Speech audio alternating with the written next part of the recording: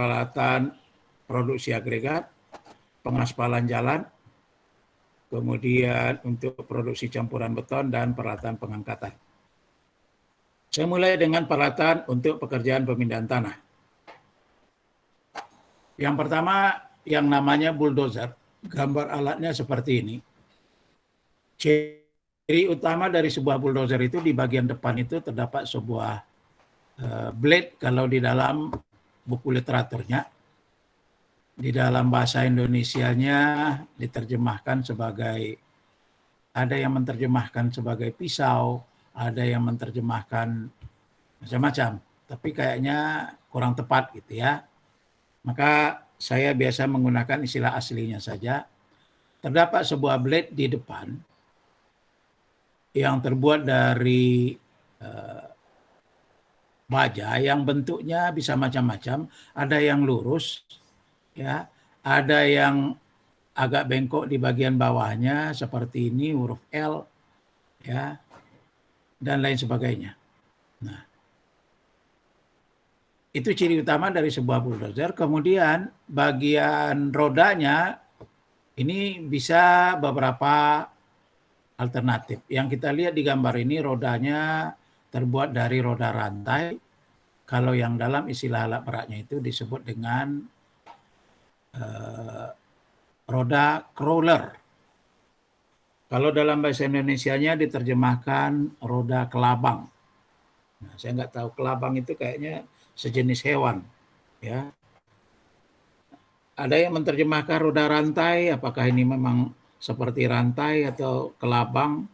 Nah, kalau di dalam bahasa aslinya ini disebut dengan roda crawler. Jadi bagian bidang yang ada di depan itu digunakan untuk mendorong material. Jadi dengan menurunkan pisaunya itu sedikit ke bawah, bulldozer bergerak ke depan, maka apa yang ada di depannya itu tadi akan terdorong ke depan. Apakah itu berupa permukaan tanah, berupa akar-akaran, dan lain sebagainya. Nah, di sini kita lihat, ya, di gambar kanan atas itu sebuah bulldozer yang sedang bekerja di atas tanah yang berawa, tanah yang lunak. Nah, ini kelebihan salah satu dari roda crawler ini, dia tidak tenggelam di atas permukaan yang lunak seperti itu. Permukaan berlumpur seperti itu. Nah, di kanan bawah ini disebutkan beberapa fungsi dari sebuah bulldozer. Untuk pekerjaan pembersihan, pembukaan jalan kerja, memindahkan tanah, menarik scraper. Nah, nanti ada alat scraper yang tidak bermesin, ditarik oleh bulldozer. Menghampar tanah, menimbun kembali, pemeliharaan jalan kerja, menyiapkan material, dan lain sebagainya. Jadi bulldozer ini merupakan alat multifungsi. Malah dulu, ya, di dalam pembangunan Bandara Kuala Namu yang dibangun di bekas lahan perkebunan sawit, ya, selain digunakan untuk menggusur material, beberapa bulldozer ini juga digunakan untuk menumbangkan pohon sawit.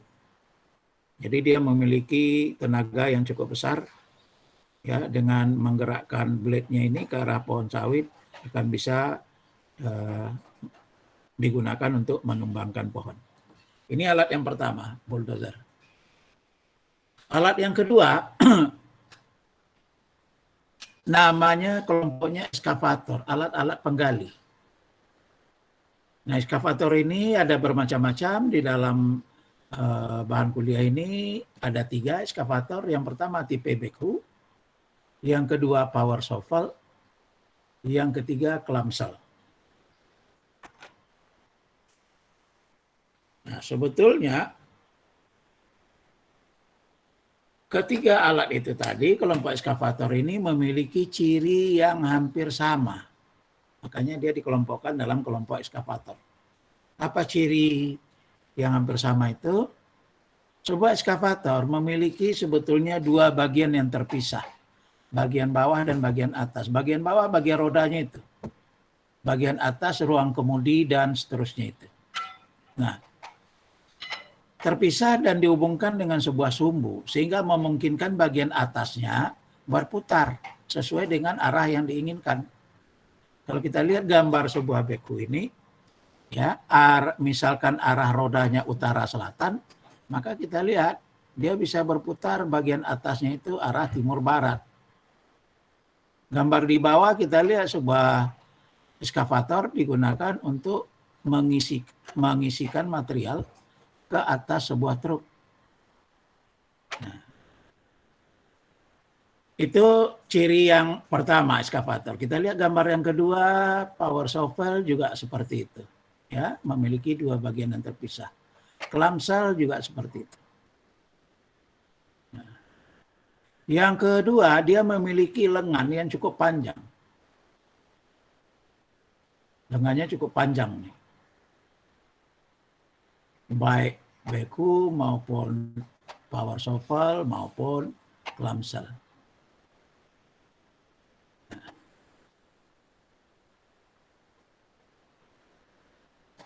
Yang ketiga, setelah bucketnya bagian ujung, ya itu ada dalam istilah literatur aslinya disebut dengan bucket, diterjemahkan ke bahasa Indonesia keranjang, kayaknya kurang tepat juga, ya kita sebut saja bucket, tempat untuk mengisi material ini. Nah, setelah muatannya terisi, bucketnya itu terisi, maka eskavator ini gerakannya hanya gerakan berputar saja. Jadi dia rodanya tidak bergerak berpindah tempat lagi. Nah, dia hanya berputar saja. Baik backhoe maupun power shovel maupun clamshell. Nah, itu ciri-ciri utamanya. Baik, kita lihat yang pertama. Kenapa dia disebut tipe backhoe? Karena arah gerakan suatu pengisi material, ya, bucketnya itu diisi dengan menggerakkan ke arah alatnya, ke arah belakang, seperti orang mencangkul. Backhoe, nya digerakkan ke arah belakang. Sehingga dia disebut dengan backhoe. Kalau di lapangan orang menyebutnya beko gitu. Nah, kegunaannya di sini untuk penggalian tanah yang posisinya lebih rendah dari kedudukan alat dan sekaligus memuat ke dalam dump truck seperti gambar yang kita lihat di slide nomor 2 ini. Yang kedua kita lihat power shovel, kelompok ekskavator yang kedua. Ada beberapa istilah literatur yang menyebut alat ini namanya drag line. Arah gerakan bucketnya sewaktu mengisi material ini kebalikan dari backhoe tadi. Ini arahnya ke depan. Jadi seperti orang menyekop. Nah, kegunaannya untuk penggalian tanah yang posisinya lebih tinggi dari kedudukan alat. Dan sekaligus juga bisa dimuat ke alat pengangkut. Yang ketiga, ekskavator tipe clamshell. Nah, dengan kata-kata clam ini mengindikasikan bahwasanya bagian ujung dari ekskavator ini memiliki semacam alat yang bisa menjepit. Ya, ada beberapa variasi di sini, ditunjukkan 4 variasi bagian penjepitnya. Yang kegunaannya di sini dikatakan efektif untuk penanganan bahan lepas. Bisa pasir, kerikil, batu pecah, lumpur, batu bara, dan sebagainya. Kadang-kala di kota-kota besar yang dilewati sungai, di mana sungainya menghanyutkan banyak sampah, maka ekskavator tipe clamshell ini yang banyak digunakan sebagai pilihan, karena dengan menjepit ini bisa mengambil sampah sebanyak mungkin tanpa mengikutkan airnya gitu. Jadi kalau diambil dia pakai ekskavator, nanti juga akan terisi dengan air. Kalau mengambil dengan ekskavator tipe backhoe atau power shovel. Tapi dengan clamshell hanya kotoran-kotorannya saja yang terangkat. Jadi itu tadi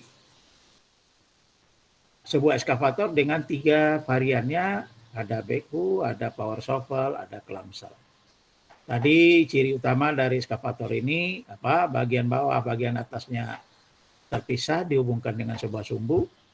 Kemudian yang memungkinkan bagian atasnya berputar. Lengannya panjang. Ya, kemudian setelah dia terisi, dia hanya bergerak memutar saja lagi, tidak bergerak maju mundur. Nah, itu berbeda halnya dengan alat yang ketiga ini yang namanya loader, alat pemuat. Loader di sini kita lihat bagian bawah, bagian atasnya itu menyatu. Jadi kalau arah rodanya sudah utara selatan, ya semua bagian alatnya mengarah utara selatan. Menyatu dia. Jadi dia tidak bisa berputar satu bagian atas terhadap yang kebalikan dari eskavator tadi. Yang kedua, lengan dari loader ini relatif pendek. Yang berikutnya, loader ini selagi bucketnya berisi, dia bisa bergerak, maju mundur, berpindah tempat. Berputar tidak bisa, tapi bergerak maju mundur bisa. Nah, kegunaannya ini memindahkan dalam jarak dekat dan memuat ke dalam dump truck, bisa kita lihat di gambar sebelah kanannya. Jadi sepintas kelihatannya loader mirip dengan eskavator beku, tapi sebetulnya sangat berbeda. Alat yang ketiga namanya motor grader. Dari kata dasar grade.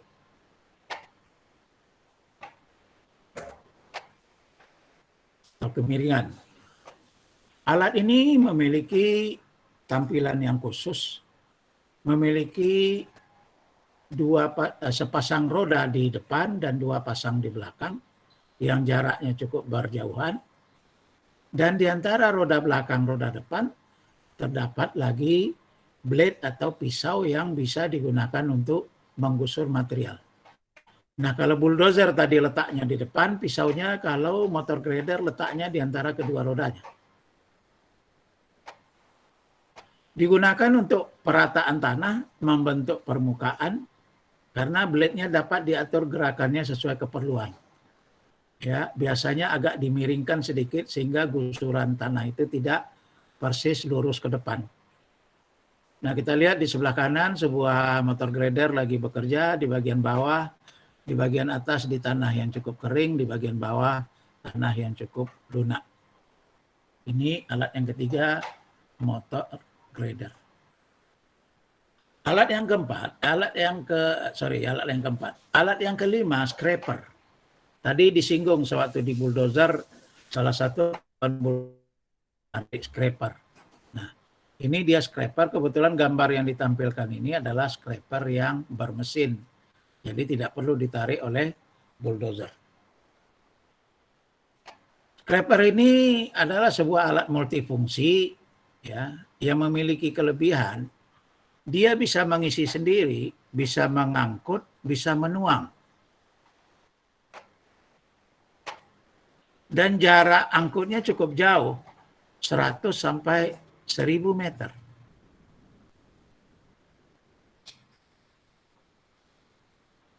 Hanya saja untuk keperluan di Indonesia dalam bidang konstruksi, sepertinya scraper ini agak jarang digunakan. Mungkin saja karena harganya relatif mahal, kemudian juga penggunaannya ini, scraper ini ya idealnya hanya digunakan di dalam lingkungan proyek, tidak melintasi jalan umum. Karena material yang dibawanya kemungkinan besar ya akan berserakan, akan tumpah ke bawah. Jadi dalam jarak angkut melewati jalan umum biasanya di Indonesia kita lihat material itu dipindahkan menggunakan dump truck saja. Scraper ini kalaupun ada digunakan, ini banyak dijumpai di daerah-daerah pertambangan, seperti di Papua sana, di Freeport, atau di daerah Kalimantan. Ini di daerah-daerah pertambangan terbuka, banyak dijumpai scraper. Yang kelima, dump truck. Dump truck sudah umum kita jumpai. Nah, dengan istilah dump artinya truk itu memiliki kemampuan menuang sendiri. Tapi salah satu kelemahan dari dump truck itu tadi, dia masih memerlukan alat pemuat. Nah, kelebihan dari scraper itu tadi, dia bisa mengisi materialnya sendiri. Dengan cara bagaimana? Prinsip kerjanya seperti kalau kamu praktek di bengkel, sewaktu mengetam kayu. Jadi di bagian bawahnya itu ada pintu masuk dari material yang bisa menampung material, kemudian kalau udah penuh pintunya nanti ditutup. Jadi di bagian bawahnya ini diturunkan, dibuka pisaunya ini, ya material akan masuk dari bawah, kemudian sampai penuh nanti pintunya ditutup, baru dia bergerak. Ini dump truck. Yang berikutnya peralatan pemadat yang disebut dengan roller atau kompaktor. Pekerjaan pemadatan dalam pekerjaan tanah menggunakan roller atau kompaktor yang rodanya biasanya berbeda yang satu dengan yang lain. Umumnya roda belakang itu roda ban, roda depan itu roda besi. Besi kayak drum gitu. Kita lihat di gambar sebelah kanan atas, sebuah roller bekerja di daerah bandara, dan di kanan bawah sebuah roller permukaan roda depannya itu enggak rata, justru bergerigi. Nah, ini sering disebut dengan seafoot roller. Biasanya digunakan untuk pemadatan yang gradasi agregatnya itu cukup berbeda. Jadi gradasinya ada yang kasar, ada yang halus. Ini roller untuk pemadatan tanah. Nah, sekarang kita berpindah ke peralatan untuk produksi agregat. Namanya stone crusher. Sebetulnya digunakan bukan untuk memproduksi agregat, hanya sekadar untuk memecah agregat. Dari ukuran besar, batu-batuan ukuran kelapa, atau lebih besar, lebih kecil, nanti akan dipecahnya menjadi butiran yang lebih halus yang kita kenal dengan batu pecah. Nah, sebuah stone crusher ini biasanya mampu memecah, kemudian membagi ukuran-ukuran pecahannya itu berdasarkan fraksi ataupun ukuran yang berbeda. Ada yang kasar, ada yang sedang, ada yang halus. Nah, kalau kamu dulu pernah saya ajak jalan-jalan di lab, ya ada tumpukan kotak-kotak batu pecah di situ. Nah, batu pecah itu dihasilkan dari hasil pemecahan menggunakan stone crusher ini. Berikutnya peralatan untuk pengaspalan jalan namanya AMP. Perlu juga sekilas kamu ketahui, tapi kalau untuk temanmu yang dari TPJJ ini ya sangat sering ketemu dengan alat ini. AMP digunakan untuk memproduksi campuran aspal panas atau hot mix. Yang kalau di jalan-jalan itu kita lihat hot mix-nya sudah berada di dalam dump truck. Nah, kita lihat sebuah dump truck ini berada di sebuah AMP mau dimuati dengan hot mix yang selesai diproduksi. Lebih jelasnya sistem produksinya kita lihat di slide berikut ini. Sebuah AMP itu memiliki beberapa komponen. Di sini bisa kita lihat sampai 14 komponen. Menunjukkan dari nomor 1 ke nomor yang lebih besar itu arah dari gerakan produksinya. Nomor 1 itu cold bin.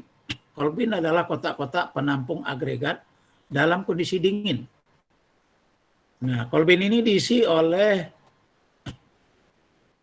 alat tadi yang sudah ditunjukkan di atas, yaitu loader. Nah, loader mengisi bin-bin ini sesuai dengan ukuran agregat. Ada bin yang kasar, cold bin yang untuk agregat kasar, agregat sedang, agregat halus, dan lain sebagainya. Nomor 2, di bagian bawah dari cold bin ini ada pintunya, ada gate yang bisa dibuka untuk memungkinkan agregatnya turun ke bawah untuk ditampung oleh ban berjalan atau elevator. Jadi agregat akan turun ditampung oleh elevator, selanjutnya elevatornya jalan, di nomor 3 elevatornya naik ke atas, membawa agregat. Kenapa dinaikkan ke atas? Supaya bisa dimasukkan ke nomor 4, namanya dryer. Dryer itu adalah sebuah tabung dalam ukuran besar yang di dalamnya itu terdapat aliran udara yang sangat panas sekali. Jadi agregat di dalam elevatornya ini melewati dryer tadi tanpa berhenti, ya, jalan pelan, ya. Keluar dari dryer ini, agregat itu sudah dalam kondisi panas, yang biasa temperaturnya itu di atas 150 derajat.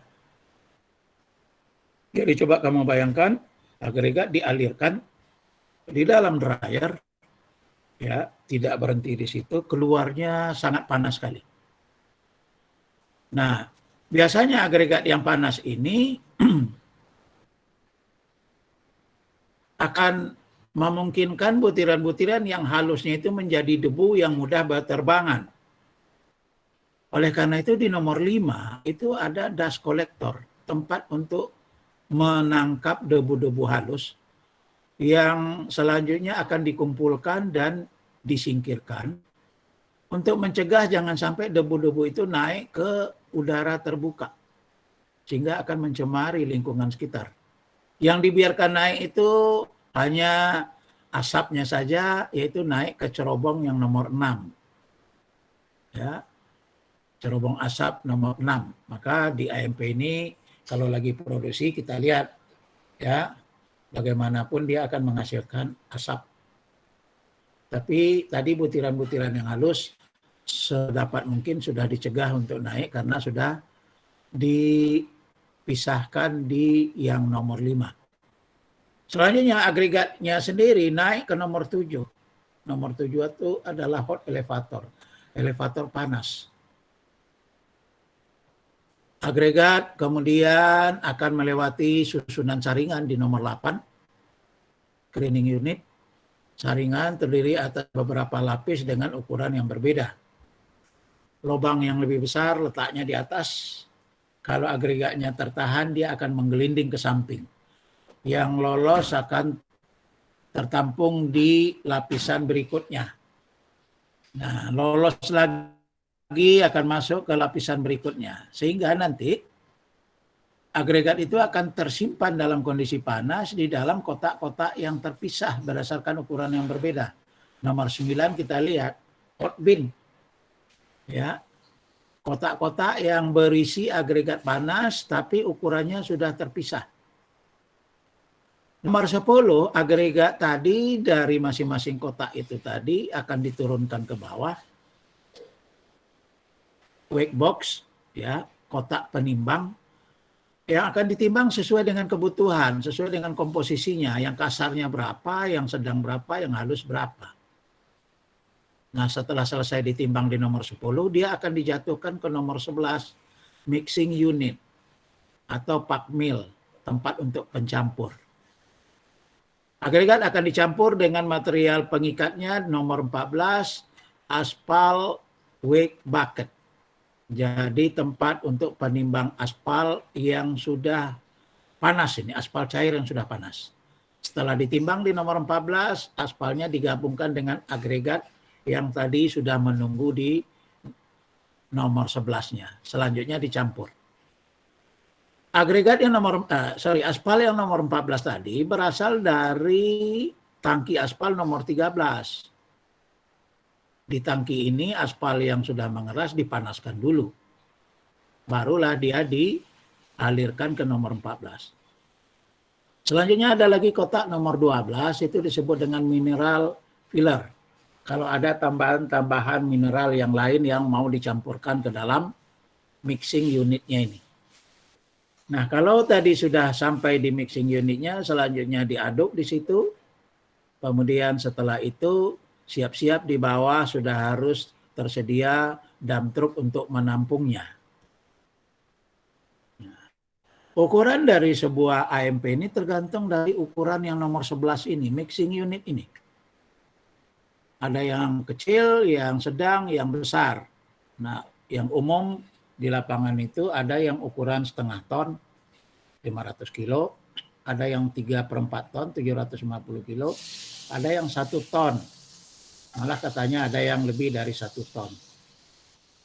Nah, proses aliran agregat dari nomor 1 sampai nomor 11 sampai selesai diaduk, kemudian dituangkan ke atas dump truck, itu nggak lama-lama, berkisar 1 menit. Ada yang 50 detik. Nah, jadi kalau seandainya kapasitas bucketnya tadi 1 ton, dengan perjalanan agregat dari nomor 1 ke nomor 11 itu hanya 1 menit, berarti AMP ini memiliki kemampuan produksi 1 ton dalam 1 menit.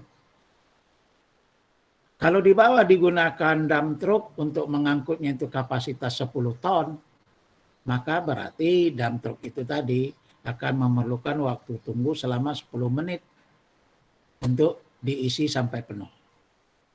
Nah, itulah proses produksi di dalam sebuah AMP. Baik, kita lanjut. Yang berikutnya alat untuk penyemprot, ini kompresor. Di lapangan itu selain digunakan untuk menyemprot permukaan dari debu-debu, juga digunakan sebagai sumber tenaga untuk alat-alat yang lain, seperti jackhammer dan lain-lain. Yang berikutnya aspal sprayer untuk menyemprotkan aspal cair. Dalam bentuk yang lebih sederhana, zaman dulu penyemprotan aspal cair ini menggunakan kaleng yang dilobang-lobangi.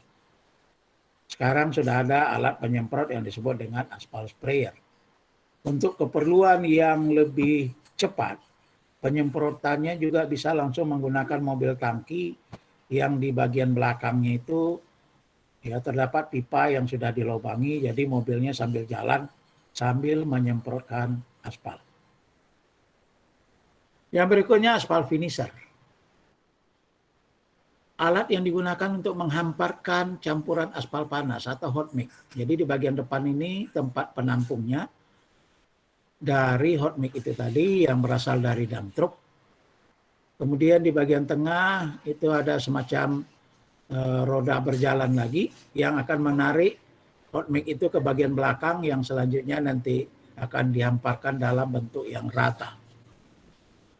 Gambar kanan atas kita lihat sebuah dump truck yang lagi membongkar muatannya ke dalam sebuah aspal finisher. Dan gambar bawah menunjukkan bagian belakang dari aspal finisher yang sudah menghamparkan hot mix dalam kondisi yang sudah rata tapi belum padat. Berikutnya hot mix itu tadi harus dipadatkan. Nah, alat pemadatnya roller tapi disebut dengan tandem roller. Kenapa tandem roller? Karena kedua jenis rodanya ini mirip, sama. Beda dengan pemadatan tanah tadi, pemadatan tanah satu roda besi, satu roda ban. Tapi kalau pemadatan aspal ini, kedua-duanya roda besi.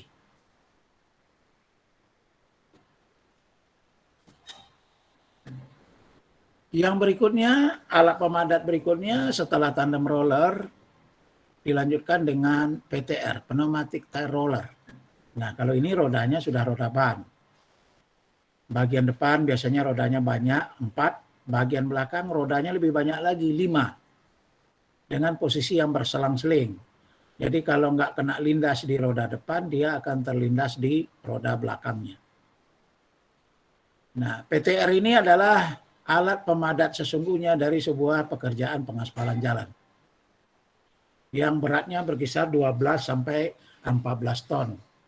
Kalau tandem roller yang pertama tadi, ini paling beratnya 8 sampai 10 ton. Jadi dilanjutkan oleh PTR.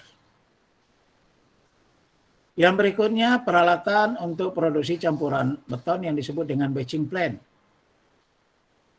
Berbeda dengan AMP tadi, batching plant ini relatif lebih sedikit polusi udaranya karena tidak ada proses pembakaran.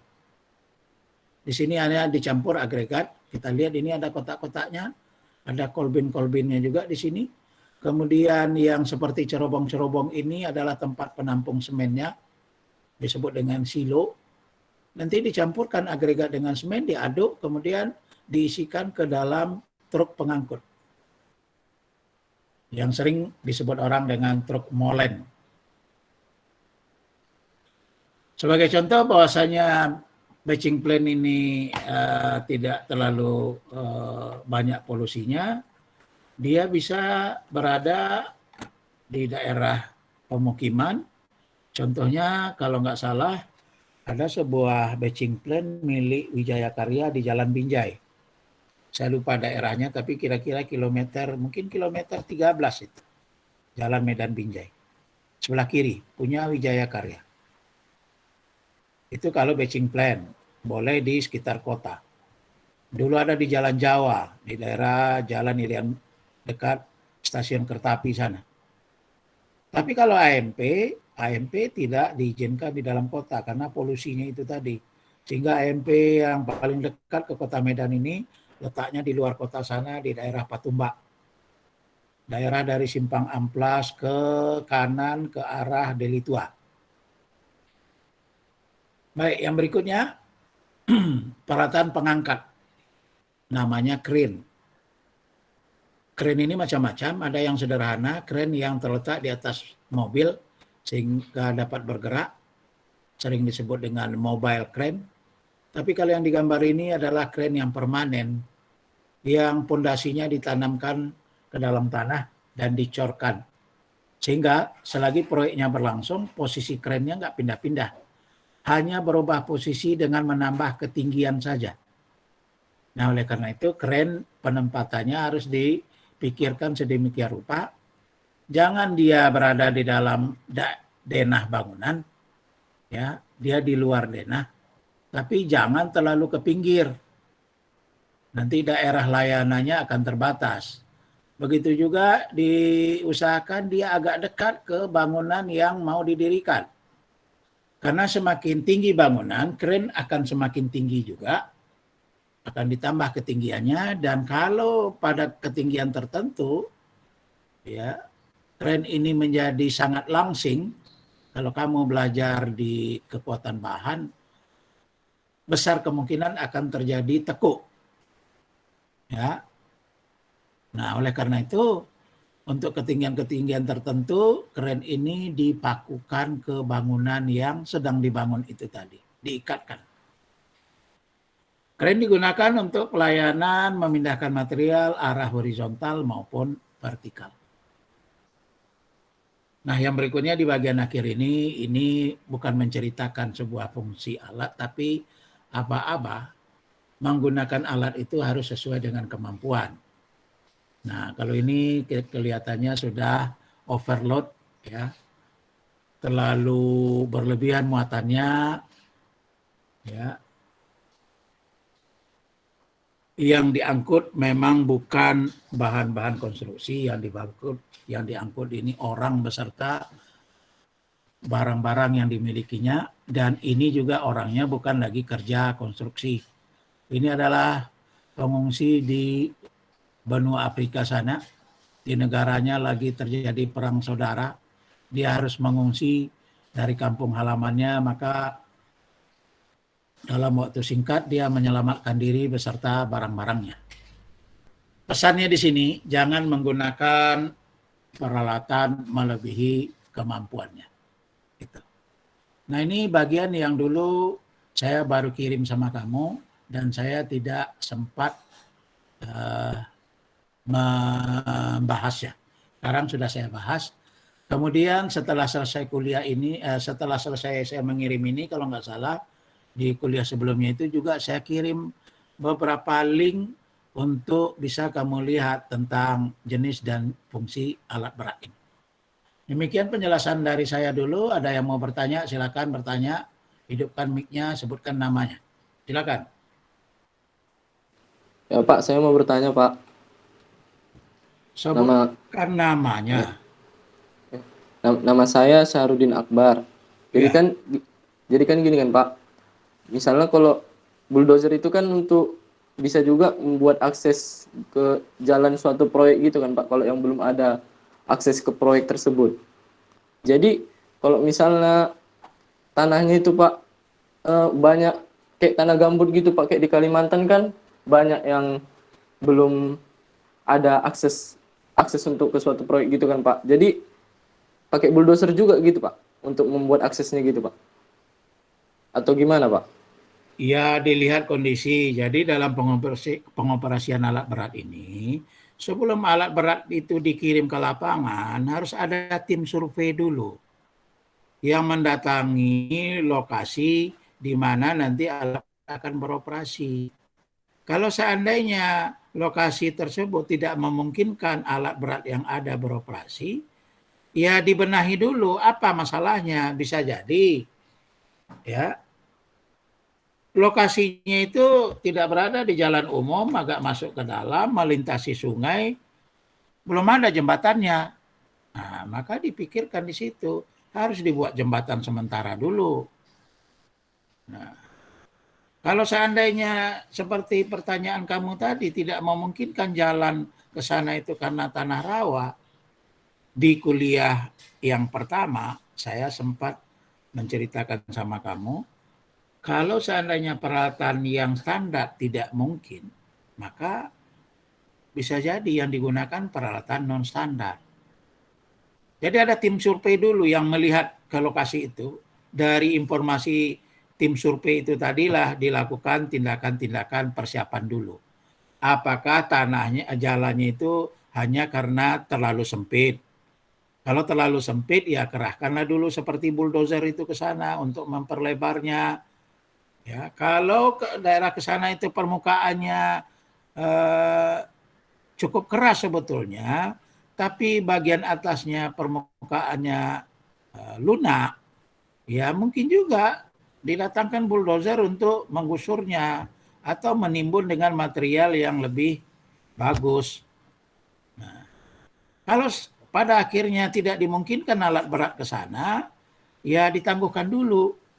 Jangan sampai ya tiba-tiba alat berat dikerahkan ke lapangan, ternyata dia nggak bisa masuk ke lokasi proyek. Nah, jadi tidak serta-merta seperti kamu pergi jalan-jalan langsung saja menuju ke lokasi, enggak. Disurvei dulu.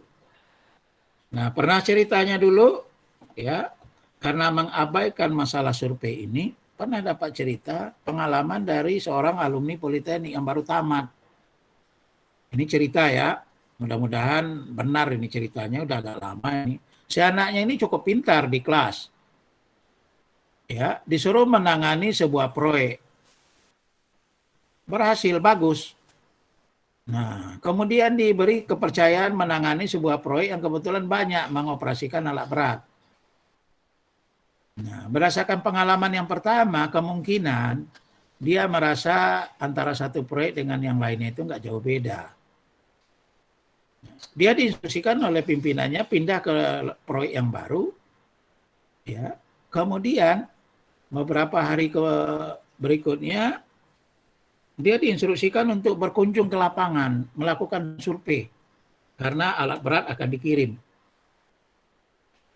Nah, entah karena lokasi itu, kabarnya, ceritanya, tidak terlalu jauh dari kampungnya. Jadi dia nggak pergi ke sana.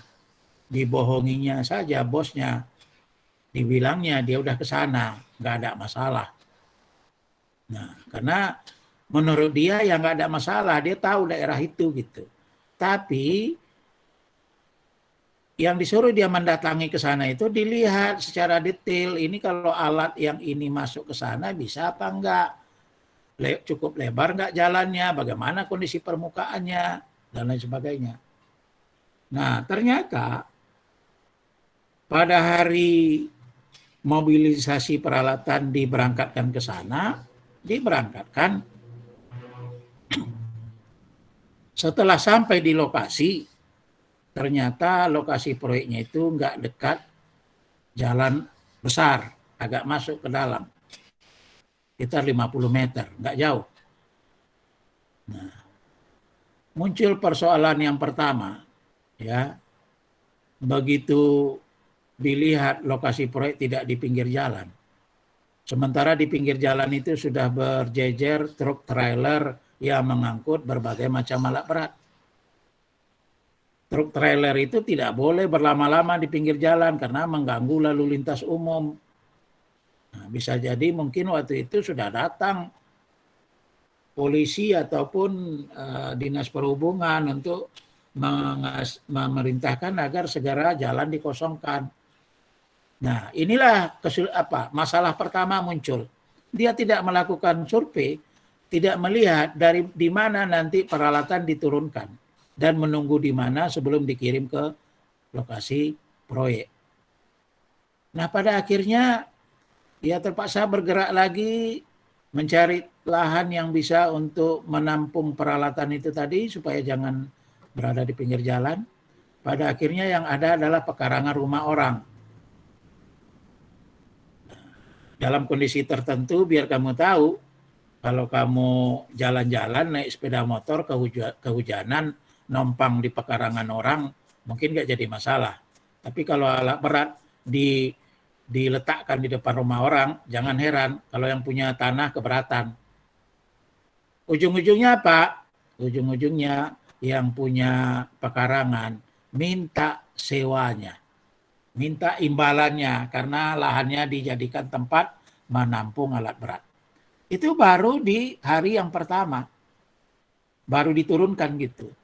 Sudah keluar dana yang tidak diperkirakan sebelumnya. Nah, yang berikutnya, jalan masuk ke lokasi proyek ternyata belum ada. Yang ada itu jalan setapak yang bisa dilewati oleh sepeda motor. Nah, dan itu cukup jauh gitu, cukup jauh memutarnya. Kalau nggak salah melewati jembatan lagi yang sempit, jadi hanya bisa roda 2. Berarti alat berat nggak bisa melewati jalan itu.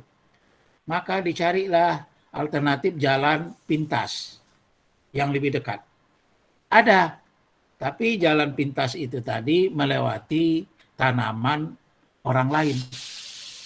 Kalau nggak salah tanaman jagung yang sudah berumur 2 bulan. Nah, dihitung-hitung, ya terlalu lama membuat jembatan sementara, jalannya memutar cukup jauh, membenahi jalan sementara, maka lebih menguntungkan dibuatkan jalan pintas, tapi lewat kebun orang. Nah, ujung-ujungnya apa? Yang punya kebun keberatan lagi. Maka disepakatilah ganti rugi selebar jalan yang mau dibuat karena kebun jagungnya yang sudah berumur 2 bulan lebih itu tadi harus diratakan karena mau dilewati alat-alat. Disepakati pembayarannya sekian. Dibayar. Nah, keluar lagi duit. Nah, uang parkir udah keluar, lupa saya. Ya, karena parkir bermalam di situ, ya yang namanya pemuda setempat juga merasa menjadi orang yang paling bertanggung jawab tentang keamanan alat. Jadi dia mengaku, ya kalau mau aman serahkan sama dia. Keluar lagi dana. Jadi udah 2. Parkir di halaman orang, keluar dana, uang keamanan, keluar dana, bikin jalan sementara, ladang jagung, keluar lagi dana. Nah, sudah itu ya sampailah di lokasi proyek. Bekerjalah alat berat di lokasi proyek. Nah, kejadian lagi, apa kejadiannya? Ya, setelah proyeknya selesai, ya, yang punya lahan minta lagi. Ya, karena menurut dia yang dibayar hari itu hanya perhitungan kendaraan masuk. Sekarang alat-alatnya mau dikeluarin dari lokasi proyek, mau lewat lahan dia lagi. Dibilangnya, ya kena lagi biayanya. Nah, bayar lagi. Ya. Nah, pengeluaran yang tidak direncanakan seperti itu untuk sebuah perusahaan tidak dianggarkan, ya perusahaan akan keberatan. Kenapa bisa timbul biaya seperti itu? Dulu bagaimana survei awalnya? Kenapa nggak ada laporan? Nah, menurut ceritanya, selesai dari proyek itu tadi, ya senior kamu itu tadi, kalau nggak salah, ya dapat surat tertutup yang setelah dibuka dari surat itu di rumahnya, bunyi surat itu adalah surat pemberhentian. Ya, disuruh dia menangani proyek itu, jangan-jangan gajinya nggak dibayar untuk membiayai pengeluaran yang diperlukan itu tadi. Nah, begitulah contohnya sebuah persiapan pekerjaan menggunakan alat berat yang harus dilakukan sedemikian rupa.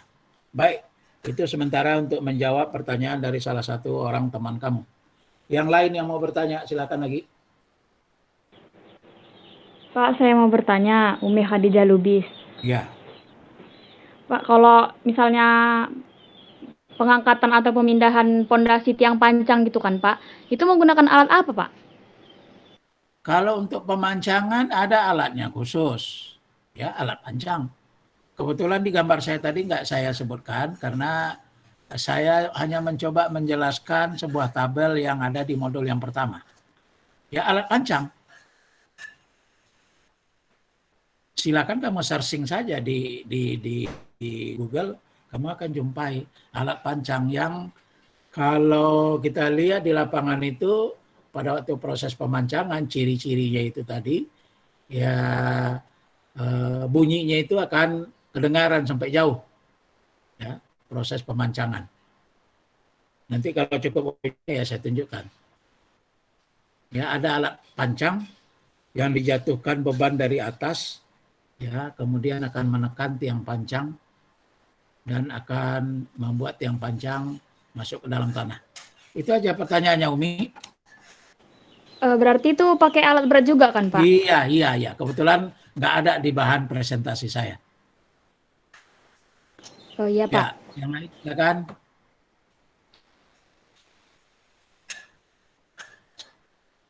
Nggak ada lagi yang mau bertanya. Saya juga di pertemuan yang terakhir itu dulu sudah mengirimkan link-link alat berat. Halo Umi, udah kamu baca itu Umi? Iya, Pak, udah, Pak. Udah buka linknya. Udah kan yang saya kirim linknya dulu.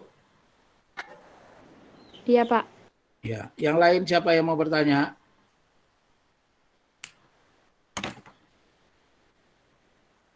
Pak, saya mau bertanya. Saya dari Sirami, Pak. Ya, Pak, itu kan ada tadi crane. Itu gimana cara nurunin crane-nya, Pak? Kalau udah di ketinggian gitu, kalau udah selesai. pertanyaannya kenapa cara menurunkannya saja, cara menaikkannya nggak ditanya ya? Iya, cara naikinnya juga gimana, Pak, sama nuruninnya gitu. Ya, nanti saya tunjukkan ininya, tapi ilustrasinya saja dulu. Ya, terlebih dulu kren itu bagian lengannya itu dirangkai dulu di bawah. Ya, dia terpisah-pisah itu, dirangkai di bawah bagian lengannya. Nah, kemudian pondasinya dibuat, ya, kemudian didirikan komponen yang pertamanya. Nah, selanjutnya proses pengangkatannya itu menggunakan kren lagi. Ya. Jadi setelah selesai pondasinya, kemudian lengannya sudah terpasang sama ruang kemudinya itu tadi, kemudian dipasangkan. Selanjutnya ada mekanisme bagaimana cara menambah ketinggian kren. Menambah ketinggian kren bukan dibongkar lagi lengannya itu, tapi dia ditambah di bagian tengahnya. Saya carikan nanti videonya, akan saya berikan linknya sama kamu, ya, untuk bisa ditonton bagaimana proses sebuah kren bertambah tinggi. Nggak bisa sekarang ya, Teresia ya. Iya, Pak, baik, Ya, Pak. nah, biasanya proses peninggian kren itu dilakukan orang malam hari, jadi nggak banyak orang tahu.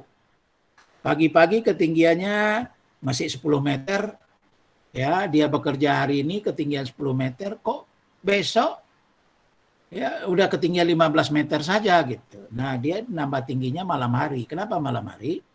Karena siang hari kerennya dipakai gitu. Nah, jadi mungkin nggak banyak orang tahu kalau nambah ketinggian keren itu nggak dibongkar-bongkar, ya dia ditambah di bagian tengahnya. Dibuat dulu penopangnya, ya disisipkan di bagian tengahnya, nah, kemudian dia akan bertambah tinggi. Nanti saya carikan videonya. Baik, yang lain? Baik Pak, terima kasih. Yang lain yang mau bertanya?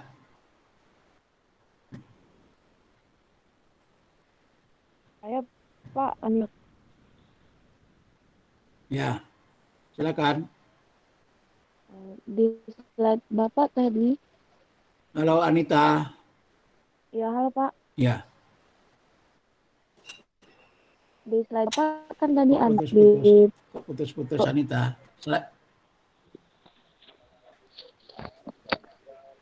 Alat yang mana? untuk Putus-putus pemadatan ini Pak. suaranya Anita. Ya, pemadatan tanah apa aspal? Pemadatan aspal Pak. Halo Anita. Ya halo Pak. Ya, kenapa? Di pemadatan aspal tanah kan Pak ada yang awal sama pertengahan. Jadi Oh, di pemadatan aspal akhir juga ada Pak. ada. Nah, kelupaan saya tadi menyampaikannya. Di dalam spesifikasi pekerjaan jalan umumnya dilakukan 3 kali proses pemadatan. Pemadatan awal ini menggunakan tandem roller ini. Ini biasanya nggak begitu lama ini tandem roller ini. Ya, hanya 4 lintasan biasanya ini.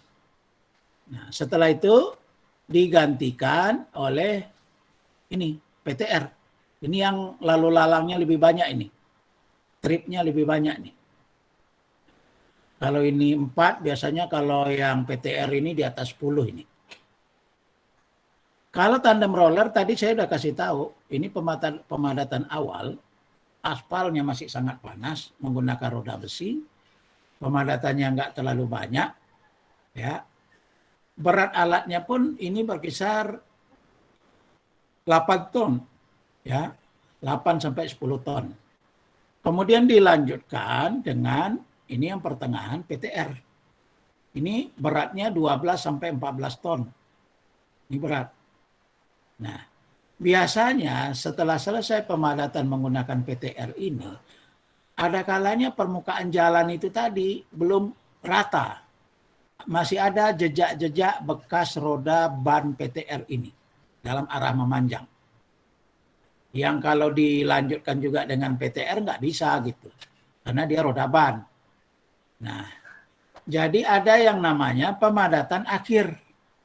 Yang tujuannya bukan lagi utamanya memadatkan lapisan pengaspalan tadi, tapi lebih terutama untuk menghilangkan jejak-jejak di pemadatan pertengahan akibat roda PTR tadi. Nah, itu menggunakan roller juga, roda besi juga, tapi ukuran besar yang beratnya paling kurang seberat PTR ini. Nah, ada roller yang ukurannya seukuran PTR ini beratnya.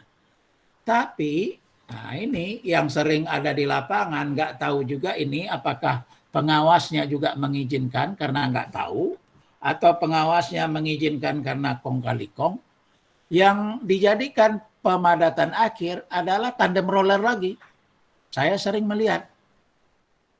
Ya, digunakan tandem roller lagi, itu sebetulnya nggak ada manfaatnya. Kenapa? Tandem roller ini beratnya cuma 8 ton. PTR tadi beratnya sudah 14 ton. Mana mungkin lagi bisa tandem roller menghilangkan jejak-jejak PTR. Nah, tapi ada di dalam pekerjaan jalan digunakan juga ini. Ya, tapi seharusnya pengawasnya nggak mengizinkan. Nah, yang benar itu adalah menggunakan tandem roller yang lebih besar. Ya. Baik, itu siapa tadi yang bertanya? Anita. Cukup Anita? Cukup Ya, Pak. yang lain Makasih ya Pak. ada lagi? Ini saya anggap, ya saya tampung pertanyaan, begitu juga dengan link-link yang saya berikan kemarin. Sudah kamu tonton. Kalau nggak ada, ya saya akan lanjut.